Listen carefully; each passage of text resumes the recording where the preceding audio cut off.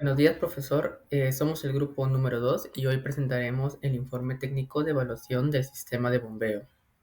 Los integrantes del grupo que hicieron posible este trabajo son Adauto Leticia Abigail, Albán Becerra Kevin, Aranguren Flores Miguel, Caguana Solicet, quien habla Castriman Pedro, Chara Rojas Aldo, Palacio Pérez Álvaro y Rodríguez Kenji Marlon. Nuestro trabajo compone de 8 puntos, los cuales son introducción, planteamiento del problema, los objetivos, la base teórica, la metodología, los resultados, la discusión de los resultados y conclusiones y recomendaciones. Para poder dar inicio a nuestra exposición, primero es importante entender cómo está conformado el sistema hidráulico que hemos evaluado.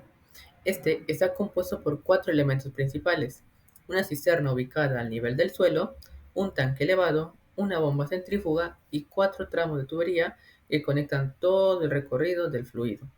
Cada uno de estos componentes participa de forma distinta en el movimiento del agua, y por ello el balance de energía se vuelve fundamental para comprender cómo se distribuyen las pérdidas y la potencia requerida en todo el circuito.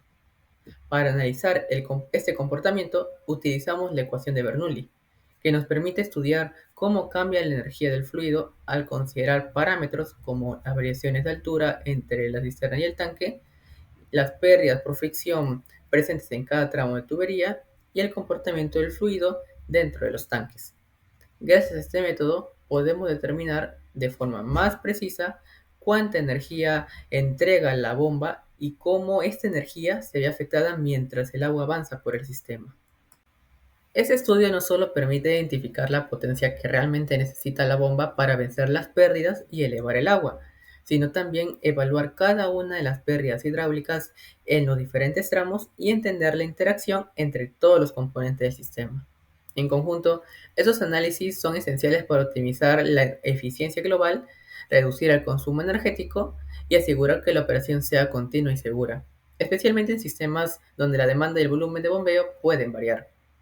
Ahora, respecto al planteamiento del problema, observamos una situación común en muchos sistemas de bombeo. Normalmente se conoce la potencia del motor instalado, pero no se llega a evaluar si la potencia es la adecuada. Tampoco se evalúan detalladamente las pérdidas de carga ni se cuantifica la potencia hidráulica real que requiere el sistema. En nuestro caso de estudio, ese vacío de información impide evaluar el desempeño real del sistema y limita la posibilidad de plantear mejoras. Por eso, el problema central que identificamos es la falta de un análisis energético que relacione la geometría de tuberías, las pérdidas reales y la potencia necesaria para operar correctamente. Sin ese análisis, es difícil saber si la bomba trabaja con exceso de potencia o si está desperdiciando energía o si, por el contrario, está esperando el límite. Con base a esta situación definimos un objetivo general: analizar el balance de energía de un sistema abierto conformado por dos tanques, una bomba centrífuga y cuatro tuberías, con la finalidad de determinar la pérdida de carga total y la potencia de bombeo requerida, evaluando así la eficiencia del sistema. Finalmente, planteamos tres objetivos específicos. El primero es describir y esquematizar el sistema de bombeo, identificando los tramos de tubería y los accesorios que influyen en las pérdidas. El segundo es calcular las pérdidas distribuidas y localizadas tanto en la succión como en la descarga, considerando las variaciones de altura entre ambos niveles. Y el tercero es determinar la potencia hidráulica que exige el sistema, compararla con la potencia del motor y proponer mejoras orientadas a optimizar el uso de energía y el desempeño general del sistema. Para empezar, es importante recordar que un sistema de bombeo no es solo la bomba, es un conjunto integrado de elementos como tuberías, válvulas y el propio motor, que trabajan juntos para mover un fluido superando resistencias y diferencias de altura. En la evaluación de un sistema, los parámetros principales siempre van a ser el caudal, la presión, la potencia requerida, entre otros. Estos datos nos permiten entender qué tan exigente es el sistema y qué tan eficiente está operando. Además, las curvas características nos muestran cómo se comportan tanto la bomba como el sistema. Gracias a ellas podemos identificar el punto donde ambos se equilibran, que es el punto de operación óptimo. Por último, entender estos conceptos nos ayudan a analizar el rendimiento real del sistema y a y a identificar oportunidades para mejorar su desempeño energético y operativo. Cuando evaluamos un sistema de bombeo, lo primero es revisar su condición general. Esto incluye una inspección visual y la comparación entre las curvas del fabricante y el comportamiento real en el campo. Luego, analizamos parámetros claves como vibraciones, ruidos anormales, temperatura, indicios de cavitación y el consumo energético. Estos aspectos nos muestran si la bomba está trabajando dentro de su rango saludable o si está presentando fallas o pérdidas de eficiencia. Finalmente, la medición precisa del caudal, la presión y el consumo eléctrico es fundamental. Una buena calidad de datos nos permite tomar decisiones correctas, detectar problemas a tiempo y asegurar un funcionamiento confiable y eficiente del sistema. Bien, ahora vamos a hablar de los sistemas de bombeo en hidráulica. Cuando hablamos de sistemas de bombeo en hidráulica, básicamente nos referimos a las máquinas que toman energía mecánica, la cual puede entregar un motor, y la convierten en energía hidráulica, que es lo que finalmente permite mover el agua dentro del sistema. En la práctica, esto se traduce como que la bomba aumenta la presión o la velocidad del fluido para que pueda desplazarse de un punto a otro. Las bombas se dividen en dos familias. Las primeras son las volumétricas, que funcionan desplazando un volumen fijo en cada ciclo, y son útiles cuando se necesita precisión o cuando se trabaja con fluidos muy viscosos. Pero la mayoría de sistemas de agua que encontramos, por ejemplo, en las industrias o las instalaciones de nuestro hogar, es usar las bombas rotodinámicas, que son el segundo tipo. Estas funcionan gracias a un elemento rotatorio, que por lo general es un impulsor, que transfiere la energía de manera continua, incrementando la velocidad como la presión del agua. Este tipo de bomba es la que vemos en la imagen, con su rodete, la voluta, las bridas de entradas y salidas. Todos estos elementos son los que nos ayudan a guiar el flujo y mantener la eficiencia del proceso. Ahora, vamos a hablar del balance de energía en sistemas abiertos.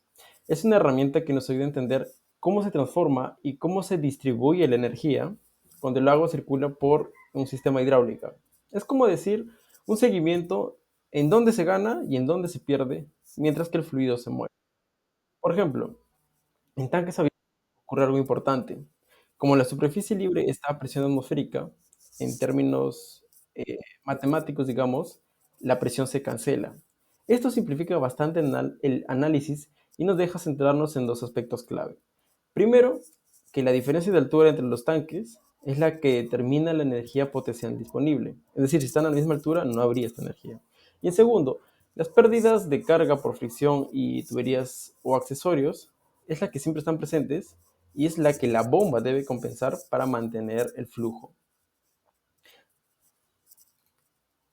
Bien, ahora continuamos con el tema de las pérdidas de carga en tuberías y accesorios, que es esencial para entender por qué una bomba necesita entregar cierta cantidad de energía adicional para mantener el flujo.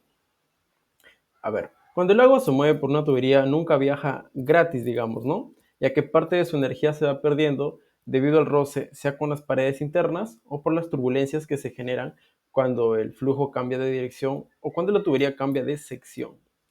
Por ejemplo, es lo que nosotros conocemos como pérdida de carga, que es básicamente, mientras más difícil sea el camino, más trabajo tiene que hacer la bomba.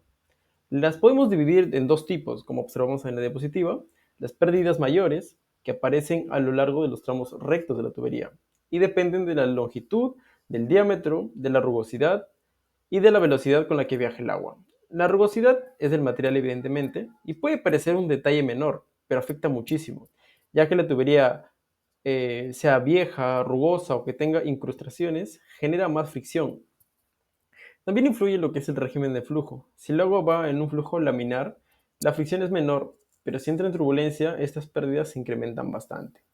En la parte inferior observamos el segundo grupo, que son las pérdidas menores, que viene más que nada con los accesorios, sean los codos, uniones, válvulas, reducciones, ampliaciones, etc.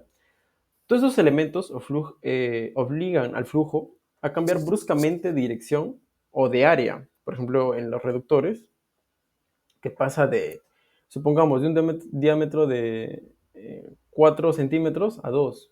Eso afecta bastante. Y se llama menores, digamos, por convención, ¿no? Ya que en realidad el sistema tiene muchos accesorios y muchos cambios de trayectoria. Y estas pérdidas, aunque menores, en conjunto pueden representar una parte importante del total. De hecho, por ejemplo, en instalaciones industriales es muy común que las pérdidas menores sean igual de relevantes que las mayores. Y en la parte inferior vemos un ejemplo visual en donde a simple vista un codo o una curva parece algo pequeño, pero internamente generan remolinos y zonas de recirculación que frenan el flujo. Todo esto suma y al final es energía que debería ser compensada por la bomba. En esta diapositiva observamos a detalle el teorema de Bernoulli, que es básicamente la ecuación que nos dice cuánta energía del fluido se reparte en tres principales variables: la presión, la velocidad y la altura. Es decir, de maneras simples, si no se le robara energía al fluido, la suma sería constante en todo el sistema. En el gráfico observamos dos puntos dentro de la misma tubería. Observamos que hay velocidades diferentes, presiones diferentes y también una diferencia de altura.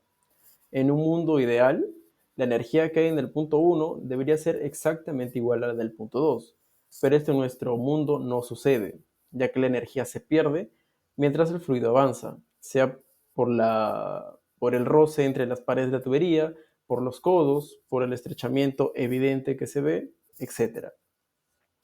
Esta energía Bernoulli la clasifica como diferencia de P o pérdida de carga.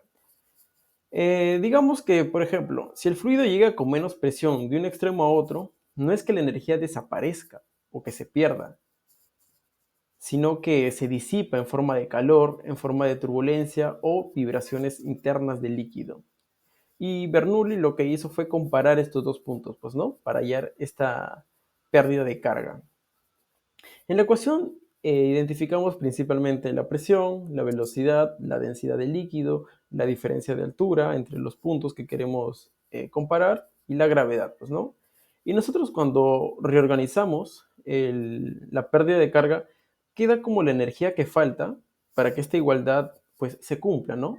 Es decir, en términos reales, es lo que la bomba debe de sobreexigirse para mantener el caudal y que el sistema funcione sin problemas. Esta relación es muy clave ya que nos permite estimar cuánta energía necesita un sistema real para poder vencer la fricción y los accesorios, que es lo que básicamente vamos a tratar en este trabajo, pero también lo podemos observar cuando necesitemos una cantidad exacta o una cantidad precisa de líquido, por ejemplo en una planta o por ejemplo en una vivienda, donde nosotros vayamos a desempeñarnos como ingenieros industriales. Bien, para entender cómo se comporta el agua dentro de una tubería, necesitamos hablar del régimen de flujo y del tan conocido número de Reynolds. Este número lo podemos asimilar como un termómetro que nos dice si el movimiento del flujo es ordenado o caótico. Como tal, no mide una propiedad directa físicamente, sino que combina varias: la densidad del fluido, la velocidad, el diámetro de la tubería y la viscosidad. Por eso es que se dice que es un parámetro adimensional. El número de Reynolds nos indica de manera simple qué tan dominante es la inercia del fluido frente a su viscosidad. Cuando la viscosidad domina, el fluido se mueve suavemente, en capas, sin cruzarse entre ellas, pues, ¿no? Y es lo que nosotros llamamos flujo laminar. Y ocurre cuando Reynolds es menor a 2000, que vemos en la imagen superior derecha. Y es un flujo muy predecible, ideal, si es que lo queremos llamar. Luego tenemos la zona intermedia, que es el régimen de transición, entre 2000 y 4000. Aquí el flujo empieza a desordenarse, aparecen remolinos, zonas inestables. No es completamente laminar, pero tampoco podemos decir que es completamente turbulento. Es una zona delicada, digamos, ¿no? Porque pequeños cambios de velocidad o rugosidad pueden llevar del fluido a uno u otro extremo. Y por último tenemos lo que nosotros llamamos flujo turbulento, que es cuando Reynolds supera los 4000. En este caso las partículas de fluido se mueven de manera más caótica, digamos, con remolinos más grandes, con las velocidades mucho más cambiantes y mezclas intensas. La mayoría de sistemas reales, especialmente cuando manejamos caudales altos, manejan o operan en turbulencia. Y aunque la turbulencia aumenta las pérdidas de energía, también favorece, por ejemplo, lo que son la mezcla, la transferencia de calor. Así que digamos que no siempre es algo negativo, sino que también le podemos sacar el provecho, dependiendo también del propósito del sistema. Bueno, siguiendo con la exposición tenemos la parte de la metodología, donde hemos dividido este rubro en 6 puntos importantes, donde vamos a tocar tocar un poquito de cada punto. Primero tenemos el levantamiento del sistema de reconocimiento del equipo, donde inspeccionamos el sistema de bombeo compuesto por una bomba centrífuga de la marca Siemens. También identificamos sus partes principales y el estado mecánico y también las conexiones eléctricas.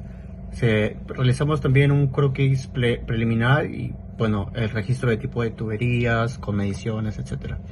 Luego tenemos el registro de datos de la instalación, donde se midieron las longitudes de todos los tramos de tubería, sea de succión, de descarga y ascenso, donde también contabilizamos accesorios como los codos, las válvulas, y bueno, también tenemos apuntado el registro de coeficiencia de pérdida K para el análisis hidráulico. Luego tenemos la medición de altura, donde medimos la altura entre el sistema de la bomba y los niveles de elevación hasta el tanque superior mediante cinta métrica. Luego, como punto 4, tenemos los parámetros operativos de la bomba, donde registramos la presión de la succión absoluta, la presión de la descarga absoluta y también el flujo másico estimado y la eficiencia hidráulica nominal. Luego, como punto 5, tenemos la determinación del caudal de método del balde, donde se recogieron 20 litros de agua en 3 pruebas midiendo el tiempo de llenado. Se calculó también el caudal instantáneo y promedio, comparándolo con el caudal nominal de la bomba. Y como último punto tenemos el 6, que son las observaciones del sistema. Bueno, aquí se registraron aspectos cualitativos como ruidos, vibraciones, estabilidad del flujo y posibles señales de cavitación. Eso es todo por mi parte, gracias. Bueno, a continuación vamos a exponer el diagrama del sistema de bombeo. Bueno, este esquema representa una instalación hidráulica diseñada para elevar agua desde una cisterna hasta un tanque elevado, utilizada para el sistema de balance de energía y pérdidas de carga. Bueno, los componentes principales del sistema: tenemos las fuentes de alimentación. Tenemos el punto 1 que se encuentra a la derecha inferior. Esta representa la cisterna o tanque de succión desde donde se extrae el fluido. Y el punto 2 que se encuentra en la superior izquierda, representa el tanque elevado, el cual es el punto final de la descarga. Bueno, también tenemos el equipo de bombeo. Bueno, este se encuentra ubicado en la parte inferior, etiquetado con la letra B. Esto corresponde a una bomba centrífuga Siemens, modelo IR49 257-2YK34. Bueno, esto acoplado a un motor trifásico de una potencia de 1,5 HP. Bueno, su función es añadir la energía necesaria al fluido para vencer la diferencia de altura y las pérdidas por fricción. Bueno, ahora vamos a exponer las tuberías y dimensiones. Acá tenemos la línea de succión, la cual es el tramo de 1 a B. Bueno, es el tramo más corto que conecta la cisterna con la bomba. Esta está hecho de un material de PVC y presenta un diámetro interno de 2 pulgadas. Esto equivalente a un diámetro interno de 0,0508 milímetros. Bueno, esta presenta un factor de fricción de un valor de 0,021, y esto calculado mediante la ecuación de Darcy-Weisbach. Y también esto nos dice el número de Reynolds, el cual sería de 45.100. Bueno, ahora presentamos la línea de descarga, que es el tramo más largo y complejo que eleva el agua. El material de esta tubería también es de PVC, y acá tiene un diámetro menor, el cual es de 1 pulgada y media, equivalente a un diámetro interno de 0,0381 milímetros. Bueno, esta presenta un factor de fricción de un valor de 0,020. Esto corresponde a un flujo con el número de Reynolds de 60.200. Esto debido a la mayor velocidad en este tramo más estrecho. Bueno, ahora tenemos las geometrías y alturas. Bueno, en el diagrama se detalla las longitudes de los tramos de cada tubería que componen la altura total. Bueno, la altura estática total sería de 14 metros. Esto se confirma sumando las cotas verticales mostradas en la imagen. Bueno, tenemos la primera, que es el ascenso vertical, la cual es 9 metros. La segunda, de ascenso vertical, 3 metros. Y la tercera, de 2 metros, la cual en total nos da 14 metros. Bueno, también tenemos los accesorios y las válvulas. Bueno, primeramente tenemos la válvula BR, que es la válvula de retención. Bueno, este tipo de válvula es una válvula check. su función es, su propósito es unidireccional. ¿Qué quiere decir? Que permite que el agua suba hacia el tanque, pero impide que el agua regrese hacia la bomba, cuando el motor se apaga. Esto es crítico para evitar el golpe de ariete y proteger el impulsor de la bomba contra el retorno brusco de la columna de agua. Bueno, también podemos observar la válvula de bomba, el cual está representando con VB. Bueno, esta actúa como una válvula de corte rápido. Su función principal en este punto es suele ser de seccionamiento. Permite aislar la parte superior del sistema del inferior, esto para realizar mantenimientos sin vaciar toda la columna de agua. Bueno, también podemos observar la válvula C o VC, que será la válvula de compuerta. Esta sirve para abrir o cerrar el flujo hacia el tanque. Esta, a diferencia de la válvula de bola, la compuerta es de cierre lento, lo cual ayuda a evitar golpes de presión en el tanque, y también se utiliza para la regulación básica del caudal si no se cuenta con un variador de frecuencia. Bueno, el diagrama de Modi es una gráfica empírica que relaciona el factor de fricción de Darcy, el eje vertical, con el número de Reynolds, que el cual podemos observar es el eje horizontal. Esto para tuberías circulares, incluyendo el efecto de la rugosidad relativa. Bueno, esto se usa para calcular pérdidas de carga de fricción en tuberías. Bueno, aplicamos un poco más los ejes. En el eje horizontal, como ya explicamos anteriormente, se encuentra el número de Reynolds, que va desde regímenes laminares, o sea menores a 2000, hasta regímenes muy turbulentos, los cuales son mayores a 10 a la octava. Bueno, también tenemos los ejes verticales. El que se encuentra a la izquierda sería el factor de fricción de Darcy, que tiene escala logarítmica o semi-logarítmica.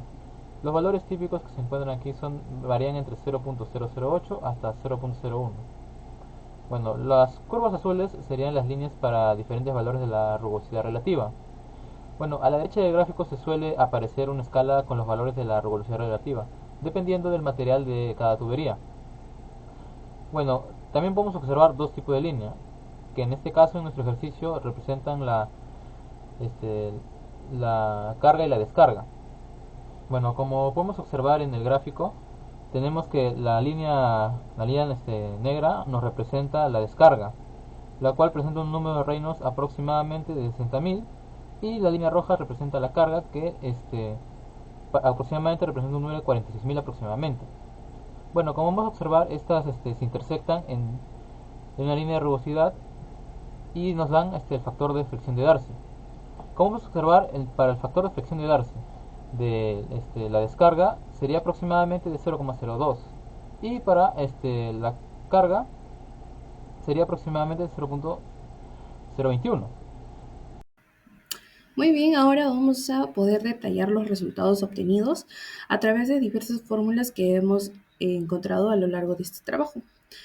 Tenemos como datos iniciales para poder hallar el flujo de masa, el área, las velocidades, la fricción, todo ello, las velocidades, todo ello, podemos hallarlo a través primero con los datos iniciales, ¿verdad?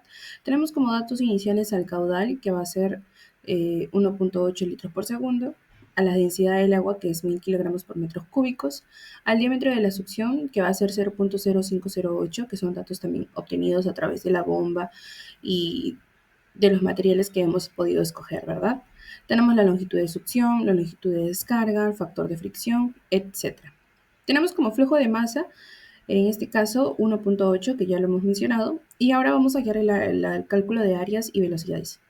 Como área tenemos que es pi por diámetro cuadrado entre 4, que tanto en succión como en carga o descarga, reemplazando la fórmula va a salir 0.0203 metros cuadrados y 0.001140 metros cuadrados.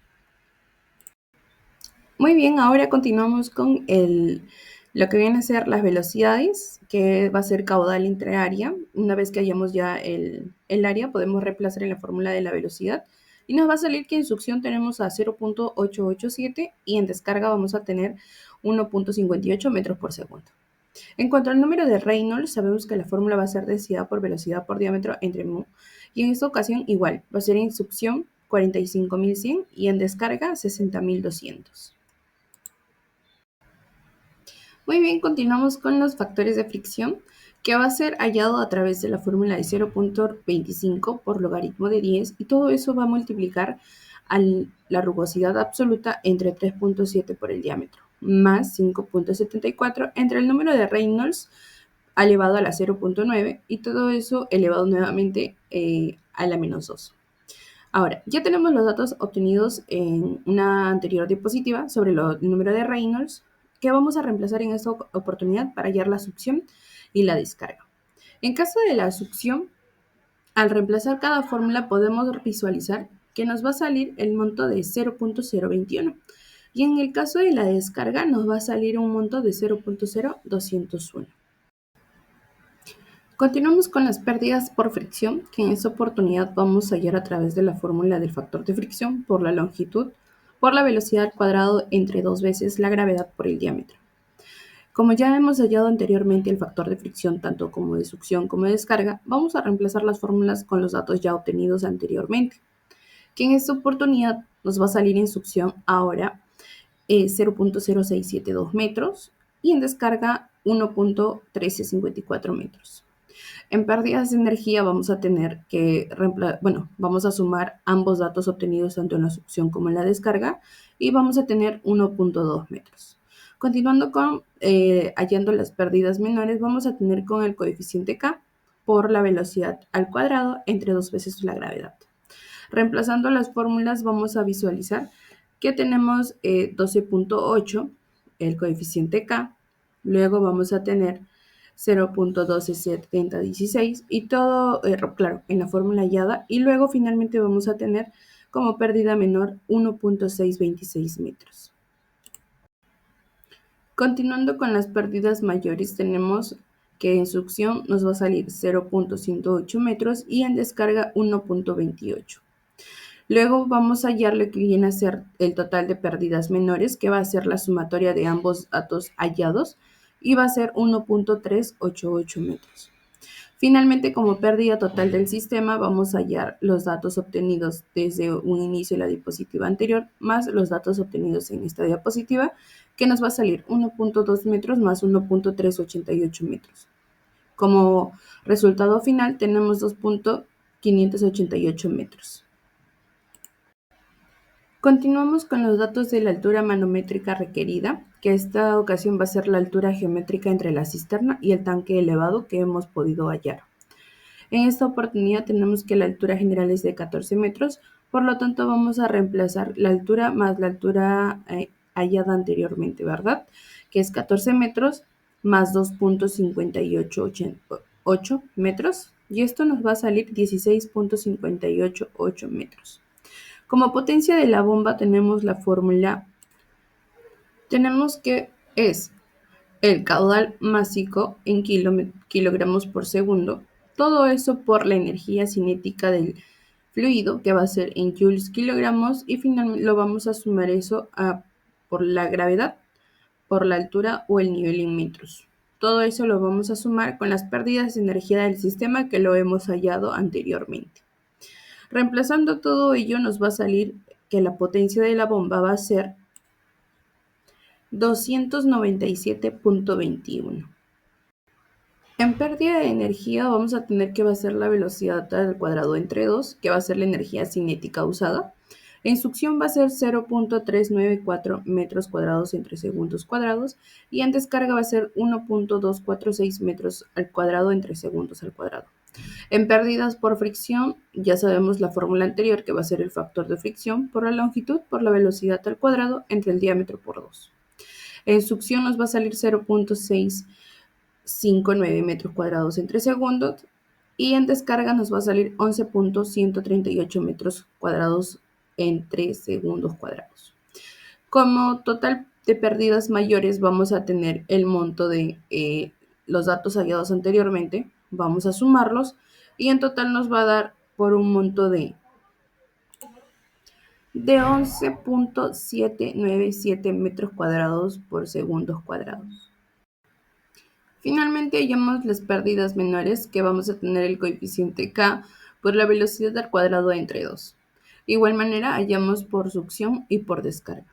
Reemplazando en la fórmula vamos a tener que por succión va a ser 1.059 metros cuadrados por segundo cuadrado y en descarga va a ser 12.55 metros segundos cuadrados. Como total de pérdidas menores vamos a tener la sumatoria de ambos que nos van a dar un monto de 13.61 metros cuadrados por segundos cuadrados. Y como dato general, dato final, tenemos el pérdida total del sistema, que va a ser la sumatoria de ambos datos obtenidos anteriormente, que en esta oportunidad vamos a sumar 11.797 metros cuadrados por segundos cuadrados hallados en la diapositiva anterior, más 13.61 metros cuadrados por segundos cuadrados hallados actualmente. La suma total nos va a dar como pérdida total del sistema 25.41 metros cuadrados por segundos cuadrados. Bueno, soy Aldo Chara y voy a continuar con la explicación de la interpretación a gran escala. En esta diapositiva lo que queremos mostrar es cómo cerramos todo el trabajo de cálculos con una relación clara entre el caudal y la potencia hidráulica de la bomba. Primero, recordamos que en la parte anterior, aplicando la ecuación de Bernoulli y considerando todas las pérdidas del carga del sistema, obtuvimos una altura manométrica, como se puede ver abajo, de 16.58 centímetros. Asimismo, obtuvimos en los cálculos anteriores el valor de 297.2 watts que se puede apreciar en la cuarta fila, esto por el valor de la potencia hidráulica.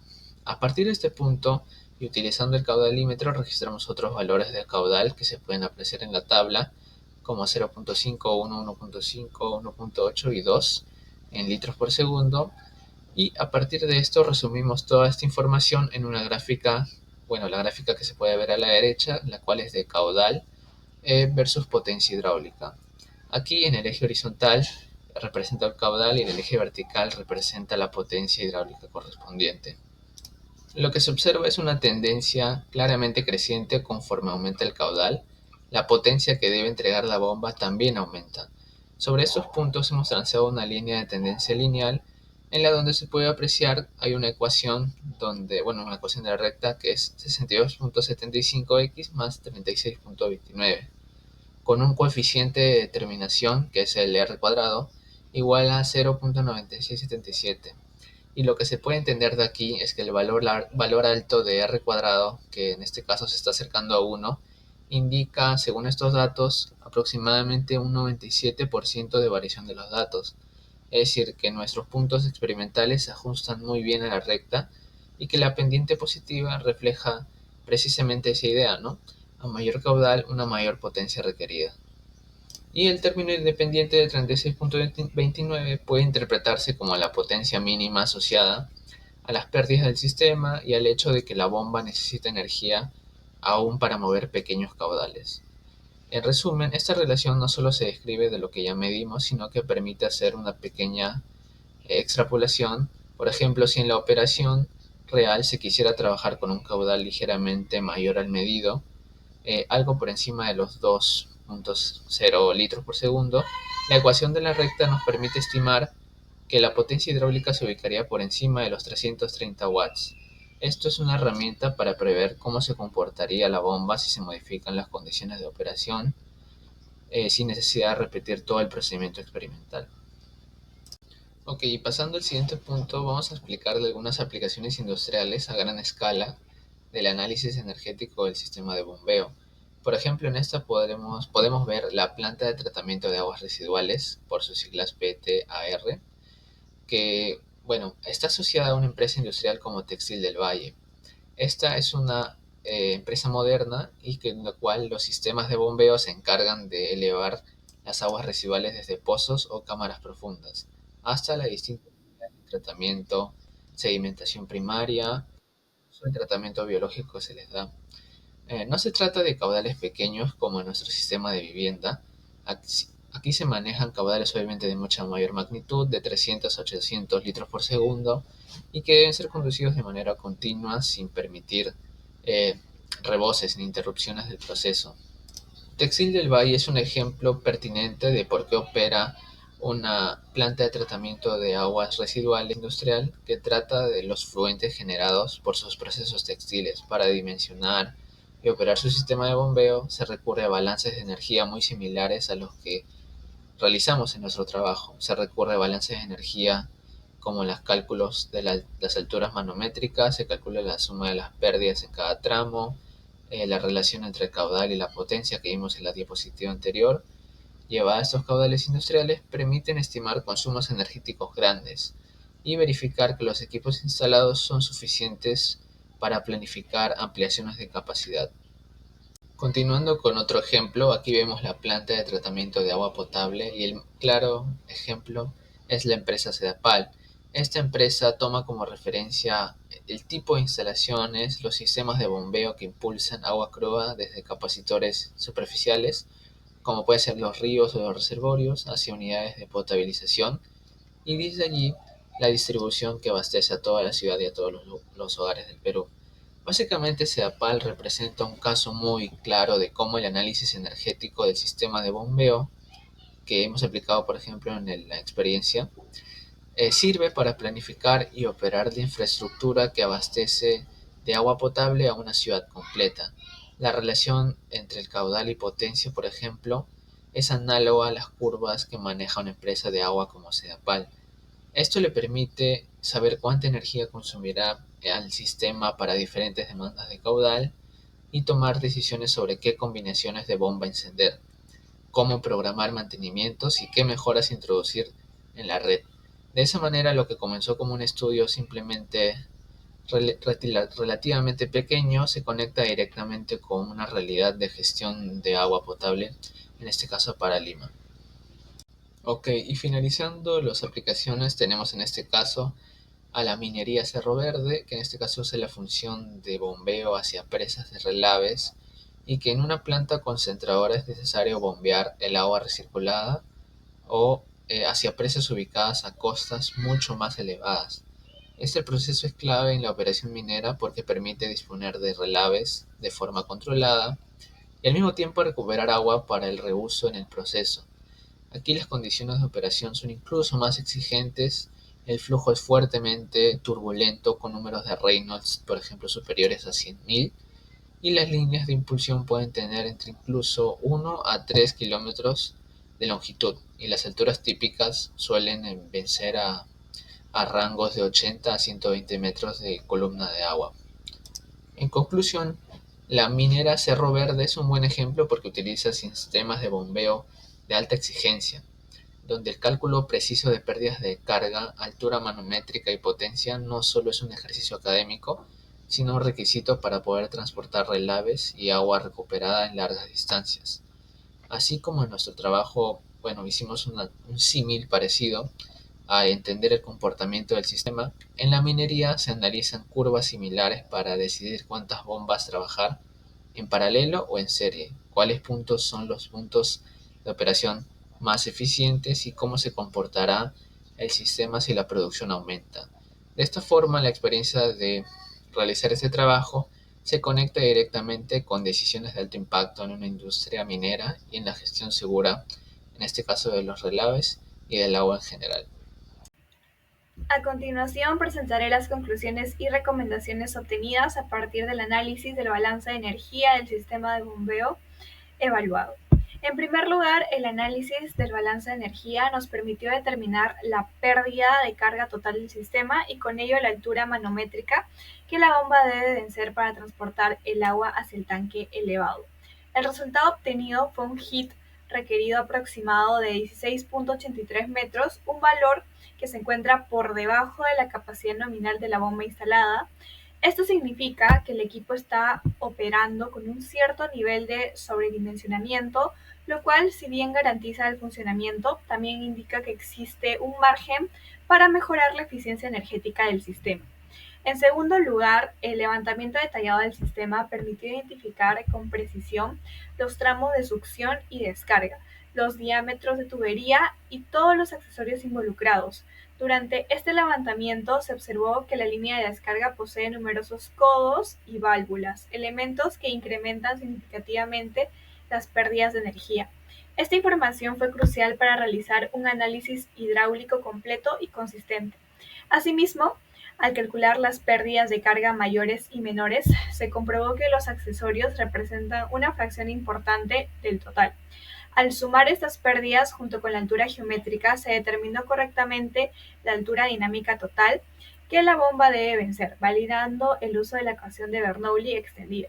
Finalmente, al contrastar la potencia hidráulica requerida de 297 watts con la potencia entregada al eje de 435 watts y la potencia del motor de 1.12 kilowatts, se identificó que la bomba está sobredimensionada para el caudal real del sistema.